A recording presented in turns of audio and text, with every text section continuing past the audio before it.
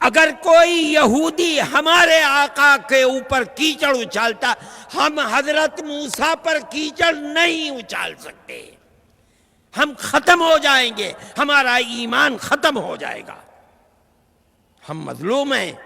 اگر کوئی بدھسٹ کیچڑ اچھالتا ہے، رام کا ماننے والا کیچڑ اچھالتا ہے ہمارے آقا پر، ہم نہیں کیچڑ اچھالیں گے۔ کیوں؟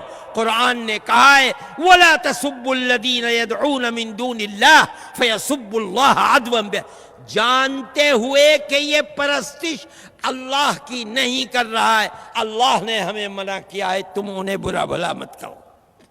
ہم نہیں کہتے برا بھلا۔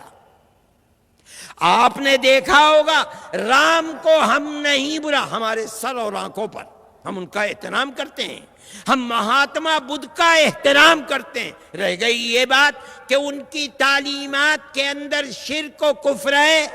ایک زمانہ گزر چکا، کہتے ہیں 14 لاکھ سال پہلے رام اور سیتا تھیں، اس زمانے کے اندر ان کی تعلیمات بدل گئی ہو سکتا ہے حضرت عیسیٰ کی تعلیمات بدل گئی، حضرت موسیٰ کی تعلیمات، قرآن کہتا ہے تعلیمات بدل گئی، رام اور مہاتما بدھ کی تعلیمات بھی بدل گئی، ہو سکتا ہے، اور ہو سکتا ہے کہ وہ نبی ہوں۔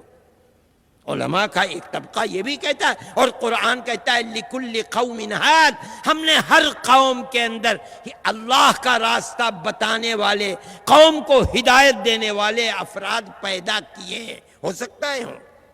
لیکن حضرت عیسیٰ اور حضرت موسیٰ پر قرآن کی طرف سے نبوت کی دلیل ہے، ان پر کوئی دلیل نہیں۔ ایسے میں مسلمان پر فرض ہے وہ اپنی زبان کو بند رکھے۔ کیوں؟ کسی نبی برحق پر کیچڑ اچھالنا جس طرح ایمان سے باہر کر دیتا ہے، اسی طرح نبی غیر برحق کو نبی کہنا اسلام سے باہر کر دیتا ہے۔ خاموش۔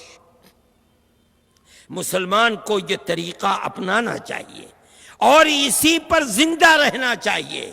دوسرے ظلم کر رہے ہیں، ہماری آنکھ، ہماری زبان بند ہے، ہم کچھ نہیں کہہ رہے ہیں، صرف احتجاج، اور احتجاج بھی اس حد تک جو تمہیں تمہارے دستور نے حق دیا ہے، اور وہ یہ ہے جا کر اپنا احتجاج لکھوا دو، رپورٹ درج کرا دو۔ اگر نہیں بس چلتا آگے بڑھ کر کے کورٹ میں پہنچ جاؤ، مقدمہ دائر کر دو، یہاں تک تمہارا حق ہے۔ اس سے زائد بڑھو گے تو ملک کے اندر امن و امان قائم نہیں رہے گا، اکثریت کا بھی نقصان ہوگا، اقلیت کا بھی نقصان ہوگا۔ دیکھو ابھی تمہارے برابر میں ہانسروڈ کے اندر ہو گیا، ہندوؤں کا بھی قتل ہو گیا، مسلمانوں کا بھی قتل ہو گیا، دکانیں بھی جل گئیں، بات کچھ بھی نہیں تھی۔ میرے بھائی، جمعیت علماء کبھی جذبات سے نہیں کھیلتی، ہم نہیں کھیلیں گے۔ ہم نے ہمیشہ صبر کی تلقین کی ہے، آج بھی ہم صبر کی تلقین نہیں کرو گے۔ اگر آج 10 مرتبہ ہو رہا ہے، کل کو 50 مرتبہ ہوگا، 50 مرتبہ کل ہوگا، پرسوں 100 مرتبہ ہوگا۔ یہ دنیا امن کا گہوارہ ہے، تباہی آئے گی، اقلیت کا بھی نقصان ہوگا، اکثریت کا بھی نقصان ہوگا۔